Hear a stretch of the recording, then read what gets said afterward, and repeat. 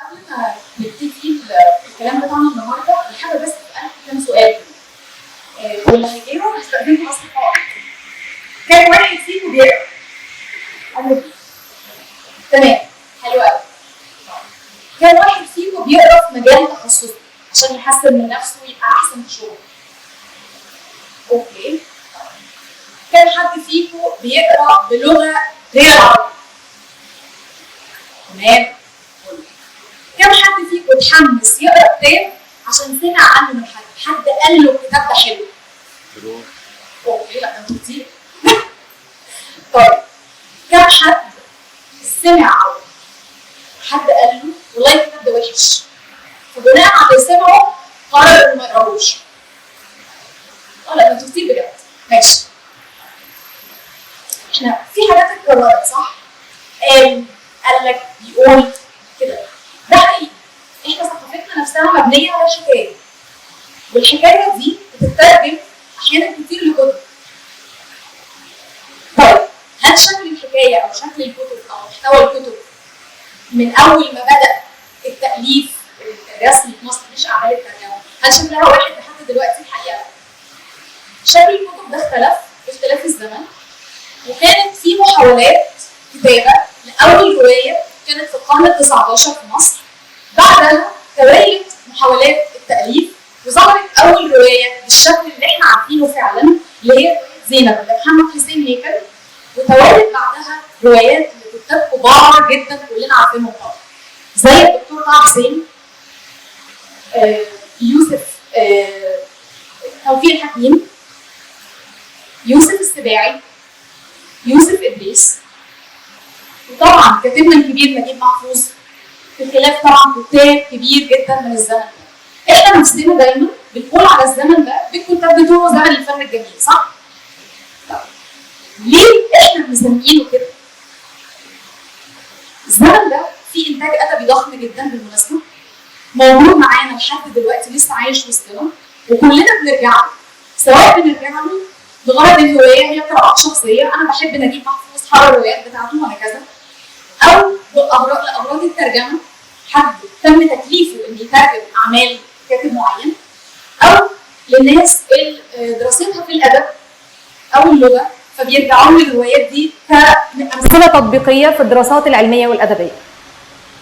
طيب واحنا بنقرا ايا كان الغرض اللي احنا بنقرا بيه الروايات دي، غصب عننا بنقارن بين مستوى الروايات دي والمحتوى بتاعها والروايات اللي موجوده حاليا، صح؟ طيب الغريب ان المقارنه دي دايما بتكون في صالح الكتاب الكبار، صح؟ طيب ليه بقى؟ هل في اسباب؟ اكيد في اسباب. الاسباب دي 4 نقط زي ما احنا شايفينهم هنا. اول نقطه فيهم هي اللغه. اللغه بتاعت الاعمال دي لغه راقيه، لغه رصينه لو احنا هنستخدم المصطلح التقني، واللغه دي فيها مزج بين اللهجه العاميه المصريه واللغه العربيه الفصحى، واحسن كاتب تميز في الموضوع ده كان هو كاتبنا الكبير نجيب محفوظ. الحاجه الثانيه او السبب الثاني ان الاعمال دي بالنسبه لنا مهمه ومرجعيه هامه، ان هي بتعكس المجتمع المصري زي ما كان موجود في الفتره اللي الكاتب بيكتب فيها الروايه دي. وانت بتقرا روايه لنجيب محفوظ انت فعلا حاسس انك شايف قدامك فيديو كده 4D للجماليه، لمصر القديمه وهكذا. حاجه كمان مهمه ان الروايات دي احنا ممكن نسميها انها عابره للزمن. يعني ايه عابره للزمن؟ احنا دلوقتي في 2021 لو قرينا روايه لاي كاتب من الكتاب الكبار هنلاقي نفسنا فيها، مش هنحس بغربه، ويمكن بعد 30-40 سنه هيجي لنا نفس الاحساس، لان الروايات دي نابعه من المجتمع بتاعنا قوي. وده انعكس حتى على الموضوعات اللي الروايات دي ناقشتها. الموضوعات كانت كلها نابعه من المجتمع، من مشاكل المجتمع، من قضايا اجتماعيه وفلسفيه هامه جدا، زي مثلا روايه انا حره اللي ناقشت القضيه بتاعه عمل المراه، وان هي ليها الحق تختار تشتغل ولا تتجوز ولا ايه. لبنى عبد العزيز عملت الدور حلو جدا. الروايه الثانيه، المثال الثاني، روايه الباب المفتوح للكاتبه لطيفه الزيات، اللي كانت بتناقش فيها مفهوم السلطه الابويه ان ازاي البنت مش قادره تاخد قرار في حياتها، وازاي هي تقدر تتحرر بما يتوافق بالمناسبه مع العادات والتقاليد والمجتمع. يعني هي ما كانتش حاجه لكسر المجتمع وبس. طيب ليه بقى احنا حاسين ان في فرق؟ ليه حاسين ان في فجوه كده بين روايات الكتاب الكبار دول وبعض الاعمال اللي بنقراها دلوقتي؟ ايه السبب تفتكروا؟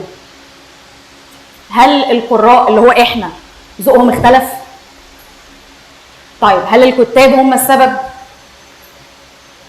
طب وسائل التواصل الاجتماعي هي السبب؟ التكنولوجيا السبب؟ ولا ايه بالظبط؟ الحقيقه كل دول السبب. زي ما كانت اللغه عامل مهم في ان الاعمال القديمه تستمر معانا لحد دلوقتي، بعض الكتاب الحاليين، بعضهم فقط للامانه، لغته مش قويه، لغته ركيكه جدا، والموضوعات اللي بتتناقش في بعض الاعمال دي موضوعات سطحيه للاسف، لا ترقى لمفهوم الادب اللي احنا متعودين عليه. وكمان المحتوى نفسه بتاع الكتاب محدش فينا هيفتكره بعد ما يخلص قرايه الكتاب ده لو قدر يخلصه اصلا. حاجه كمان مهمه، ويمكن ده الجانب الايجابي لبعض الاعمال اللي موجوده دلوقتي، انها ابتدت تواكب سرعه واسلوب الحياه الجديد بتاعنا.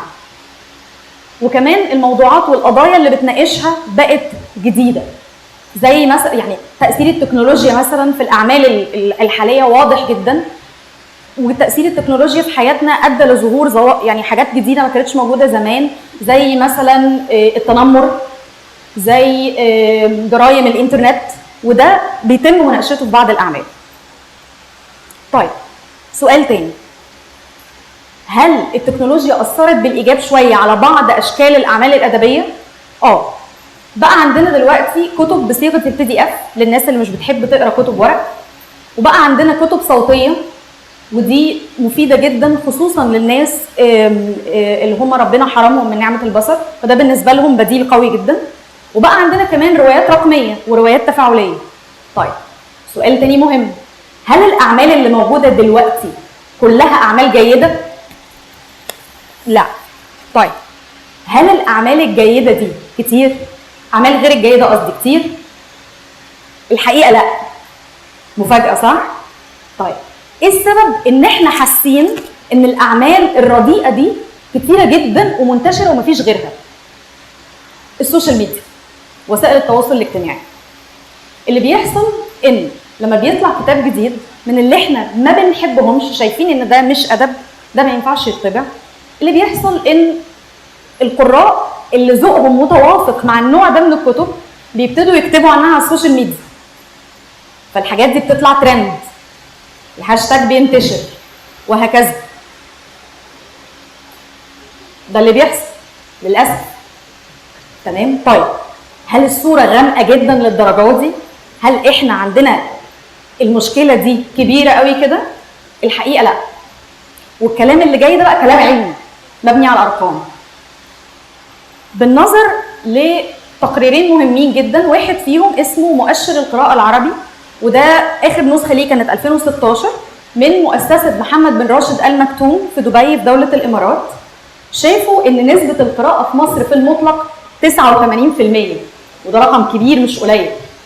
بالمناسبه الدراسه دي اتعملت وقتها احنا كان عددنا حوالي 92 مليون، وعدد المشاركين في الدراسه دي كان ما يقرب من 53,000 مشترك، رقم قليل بالمناسبه. اللي هتستغربوا له ان الارقام اللي جايه دي تقريبا مساويه لنسبتكم اللي رفعت ايديها مع الاسئله اللي سالتها في الاول، وده اكبر دليل ان هي اقرب للصح. المهم جدا في الدراسه دي ان هم قسموها لحاجات: مين عدد الناس او متوسط ساعات القراءه في الناس اللي بتقرا في تخصصها مقابل الناس اللي بتقرا في غير تخصصها، تمام، وكمان منسوب القراءه واتاحه الكتب نفسها، هل الكتب موجوده ولا احنا بنلاقي صعوبه؟ الكتب في مصر متاحه بنسبه 83% تقريبا، ودي نسبه كبيره مش قليله. كويس. بالنظر تاني للارقام المهمه، هنا زي ما احنا شايفين انه احنا عندنا متوسط عدد الكتب المقروءه بالمقارنه لمتوسط عدد ساعات القراءه، والرقم اللي موجود ده كبير، على الرغم من ان دايما احنا بنتوصف ان احنا شعب ما بيقراش، وده مش حقيقي. عدد الساعات للناس اللي بتقرا بلغه اجنبيه 10 ساعات في الاسبوع، وده كتير. ناس بتقرا في خارج تخصصات العمل، وده رقم كبير برضو. وناس بتقرا كمان وثائق الكترونيه، وده اكتر. وده اللي ياكد لنا ان التكنولوجيا قامت بدور ايجابي اكتر في الموضوع ده.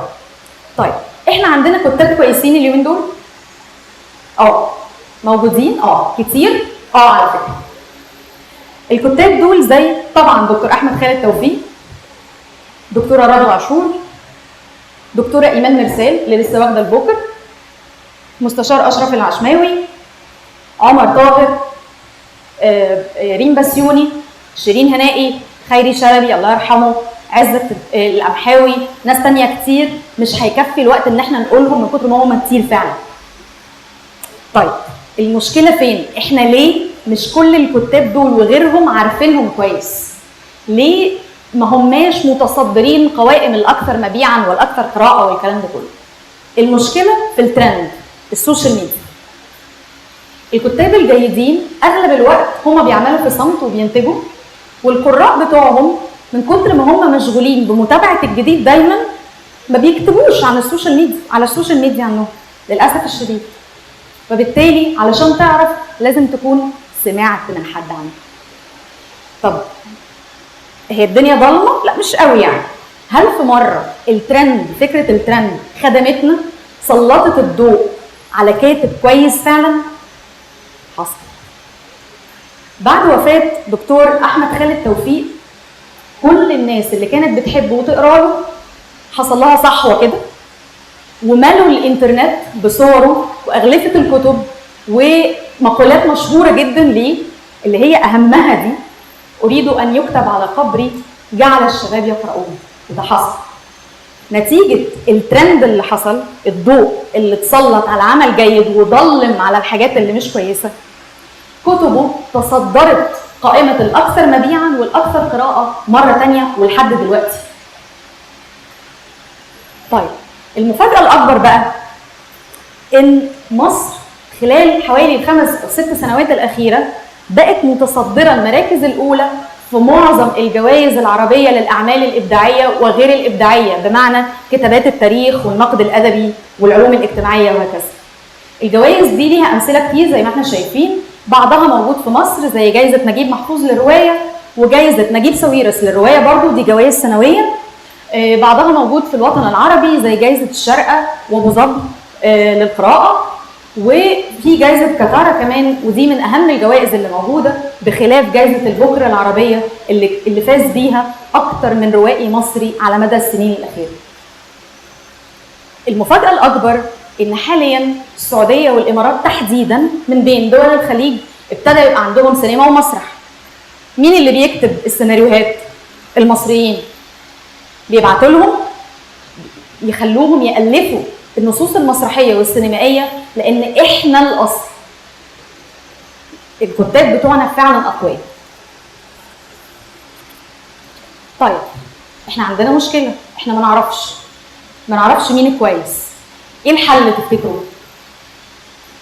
ان احنا نكتب برضه الكتاب، نكتب عن كل كتاب كويس قريناه.